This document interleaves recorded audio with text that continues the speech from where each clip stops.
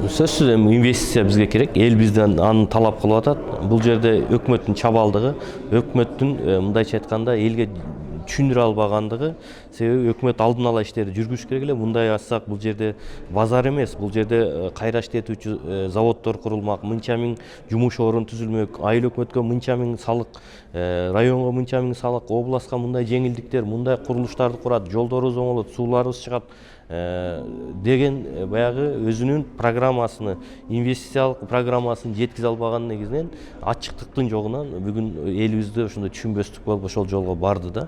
Эми ошон үчүн мындан башка дагы буга чейин дагы кызыл омпол бир топ долбоорлор жабылып атат. Баягы бүгүнкү күндө өкмөтүбүздү эл ээрчибей эле өкмөт элди ээрчип калды да. Бул мамлекеттик бийликтин, мамлекеттүүлүктүн да мындай кадыр баркын түшүргөн биздин өкмөт деп ачык айтсак болот. Ошол министрликтин жетекчилери, ошол жергиликтүү бийликтен баштап айтсак болот. Ошол элге ачык ушул долбоорду жеткизе албаган себеби болду да. Ошон үчүн башка инвестициядан, башка инвесторлордан эми ойлонот Кыргызстанга келгенде. Биз эртең алдын ала биз иштерди жүргүзүп, убактыбызды кетирип, анан жанагындай ниеттерини ишке ашырганга мындай биз бир топ эл аралык деңгээлде мындай мамлекетке көлөкө түшүрүп койдук десек болот да.